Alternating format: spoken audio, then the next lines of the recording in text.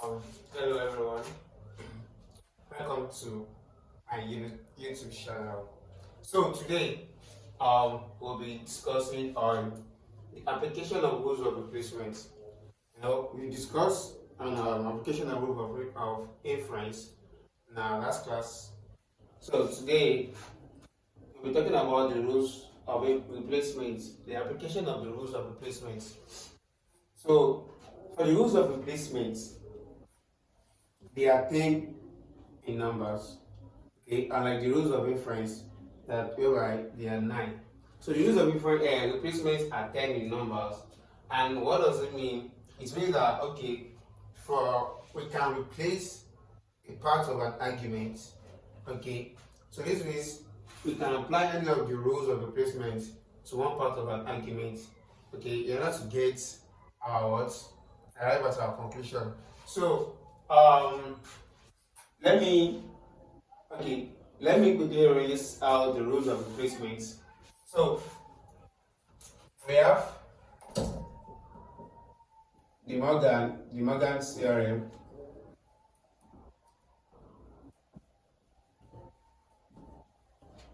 And for the Morgan theorem says that when you have negation of open brackets P and Q, then it is equivalent to what? Negation of P or negation of Q.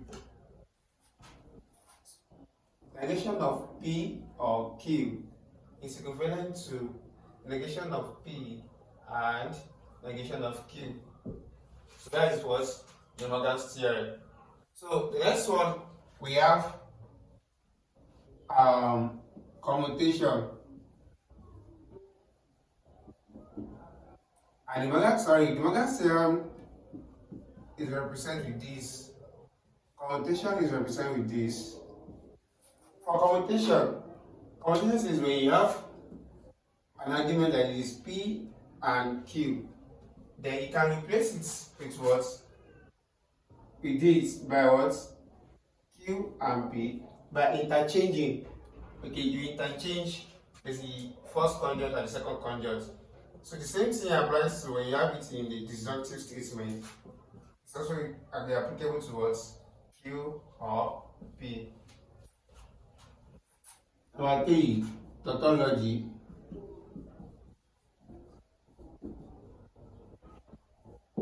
For tautology means that when you have P and P is equivalent to what? P. P or P is also equivalent to what? P. Two variables that are the same conjoining together can be replaced with what? Just one. And when you have that same variables, that either this or this, then it's equivalent to what? That same variable. Then we go to distribution.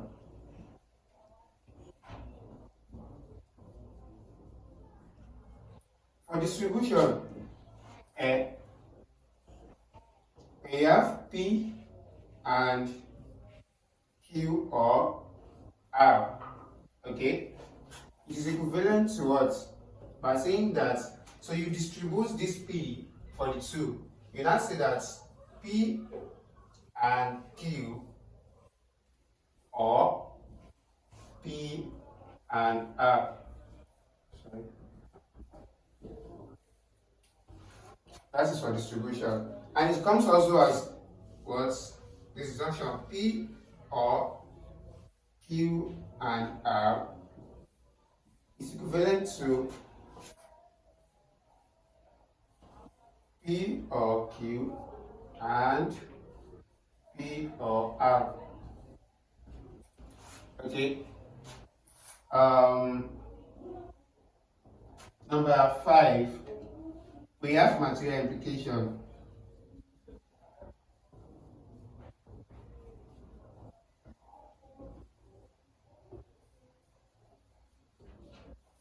So for material implication says this one is in a conditional statement. Okay, so for material implication, when you have P implies Q, okay, it can be replaced by saying that not P or Q. That's for material implication. Okay, so let's go. We have transportation. That is our number 6.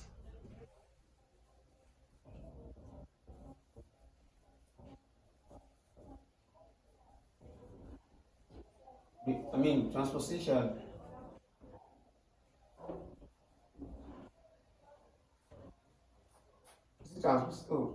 Transportation.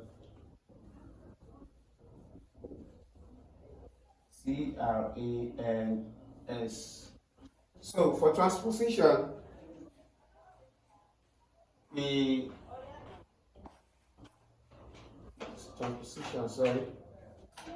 So for transposition, we have something like when you have P implies Q, okay, it's equivalent to what not Q implies not P. That's for transposition. Okay, so number 7, association.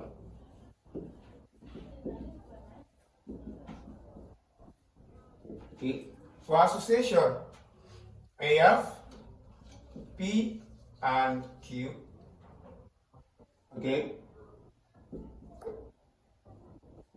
and I have something like this. Then it is equivalent to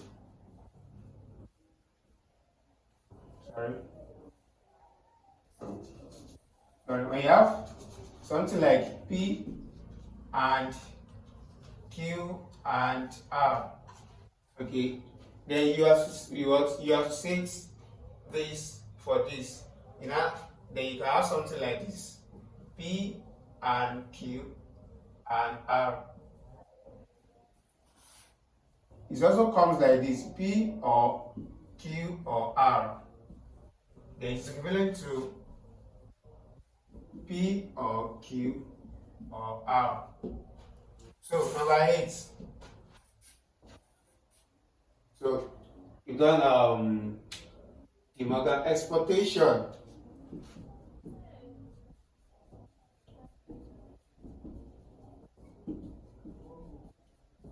So for exportation, we have P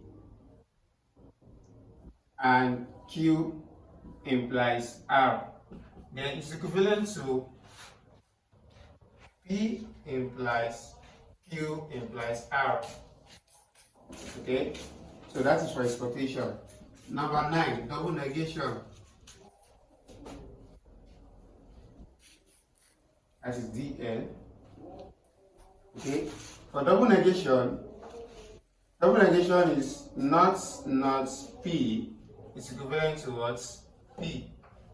So when you have double negation of something, it means that thing. So it is not the case that today is not a student. Therefore, it's equivalent to what? Today is a student. So the last one, number 10, which is material equivalent.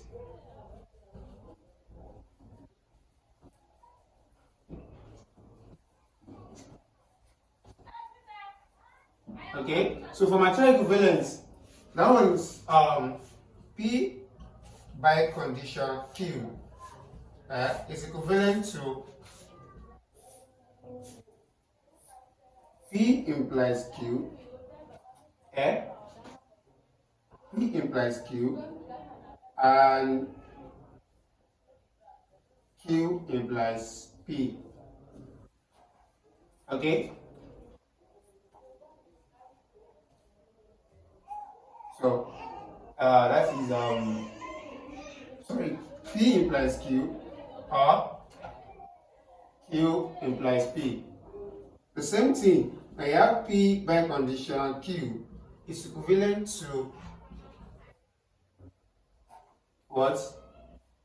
P and Q and not P and not Q. So this is it. So sorry, this is and this is all. So this are the rules. These are the 10 rules of replacements that we'll be working towards. Okay. Now, so these are the 10 rules of replacement that we'll be working towards. So let's take examples. Okay. Let's take some arguments and start applying some of these rules of replacement. And take notes, whenever you want to apply any form of proof of validity, okay, especially for replacement, there's no way you're not going to use inference. So which means if you have to prove the validity of an argument, okay, using the formal proof of validity. So that means you're going to make use of either to make use of inference alone, or to make use of replacement. But mostly, we are talking about formal proof of validity. We are talking about the conjunction of the two rules, inference and replacement. Okay, so now we're going to take this example. If we say that, okay, we have D or E implies F and G. Okay, you now have negation F, therefore negation D. Okay, so that is the example that we'll be working towards. So let me clean this because of space.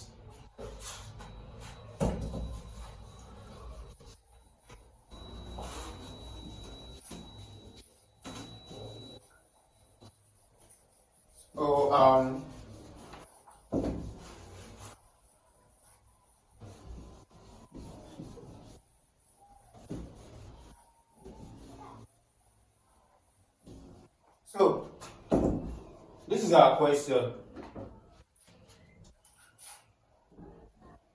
D or E implies F and G.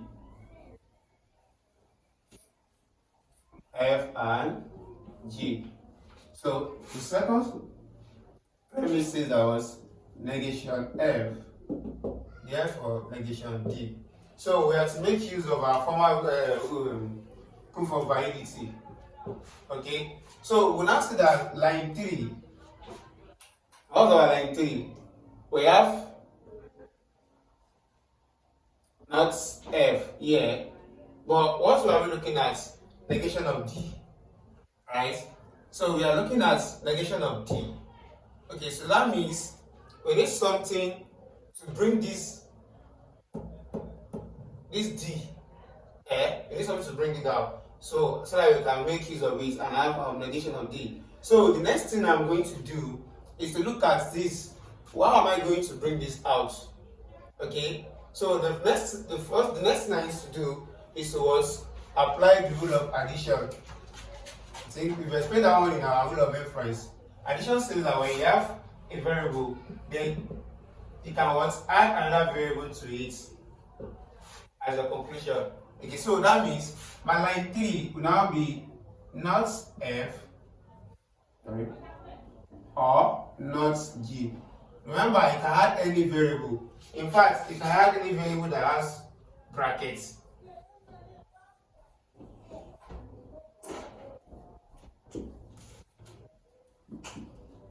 Okay, you can add this to this. It doesn't as much. This is what will give you this is what will take you to your final destination, which is getting to your final conclusion. So now, this is what addition, line what? Line 2. Rules of addition. Now, under our rules of replacement, we have something like this. Remember, under our rules of replacement, when you see that we can replace one side of an argument and we can replace the other side too. So now we have negation F or negation G. And remember, if you have something like this, you can replace it with this. If you have something like this, you can replace it with this. Okay. So now I'm seeing the rules of what? The Morgan's theorem here. Because the Morgan's theorem says when you have something like this,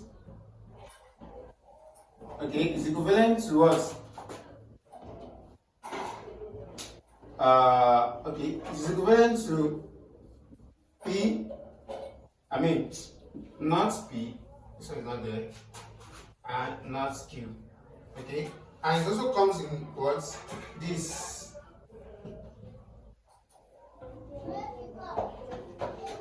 Okay, so now we have not P or not Q.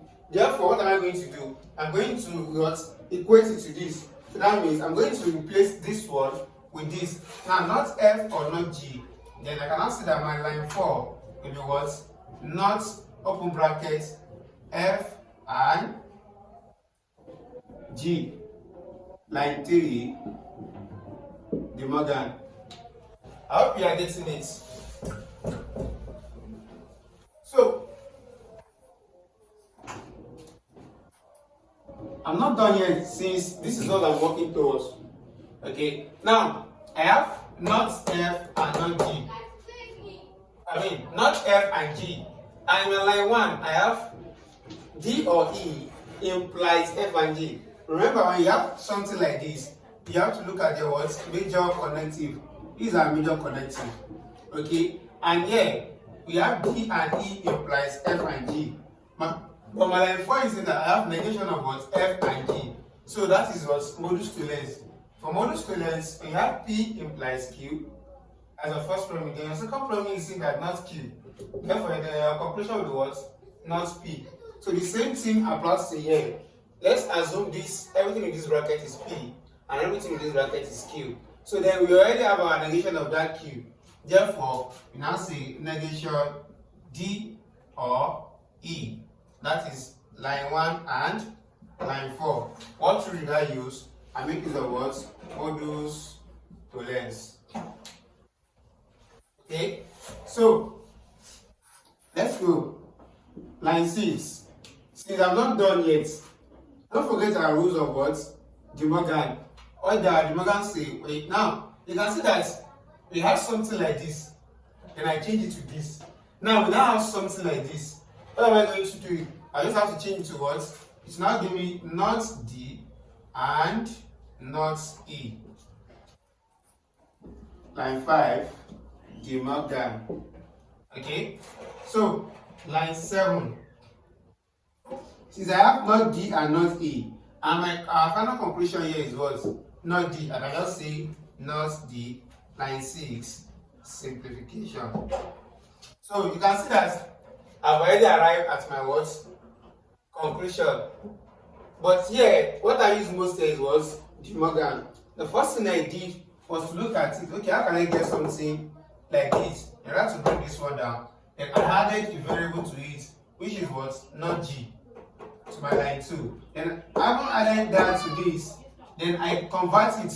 I replace it with this under the rule of what? De Morgan. Okay, so after, so that I can make use of what? Use of this. Remember, there is a difference between not F and G and not F and G.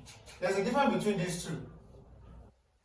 Okay, this one is saying that negation of everything in this bracket, but this one is saying that negation of F and G.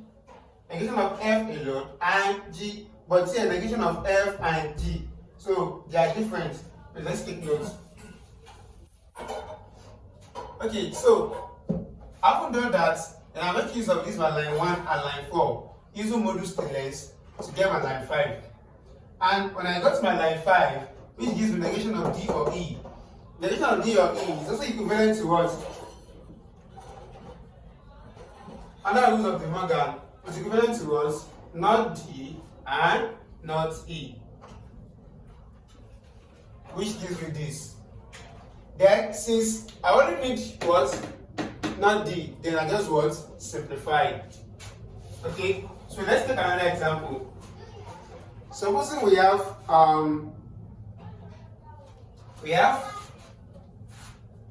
E and P implies N. Okay, we have P implies N implies N. Okay, so I can't say that E, therefore L. Line 1, 2, 3. Okay, so let me clean this. So what are we going to do?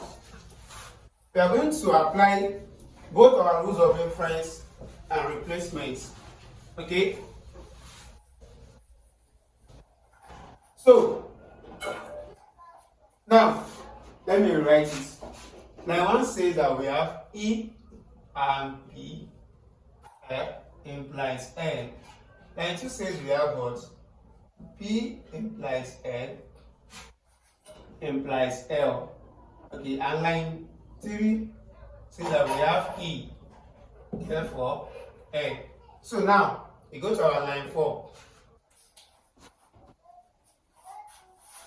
We go to our line 4. So what are we doing in our line 4? Here we have E and P implies N. We have P implies N implies L. We have E, therefore L. So the next thing I'm going to do here is to apply my rules of exportation. Okay, exportation says that what? When you have P and Q implies R. Okay, it is equivalent to what? P implies Q implies R. Okay, so when you have something like this, you can replace it with this. When you have something like this, you can replace it with this. So now, this same thing is what we have in our number 1. Then my number 4, my line 4, will now be what? E implies P implies N. That is what? Line 1, exportation. Okay? Now, line 5. What am I going to do in line 5? Since I've already used my line 1 with the rule of exportation to get my line 4. Now, when I say E implies P, then P implies N. Okay? So now, I can now say that was, since my line 3 has already given me my E, therefore, P implies N. Using the rule of what? That is line 4 and line 3. Modus ponens. Okay? And remember, modus ponens is what? P implies Q, P therefore Q. Alright? So P implies Q, P therefore Q. Now line 6. We are not done yet because I've not touched our what? Line 2. So our line 6 is our P implies N implies L. Since I already gotten our P implies N, so our line 6 will be what? L. That is line 2 and line 5. Modus ponens. So 1, 2, 3, 4,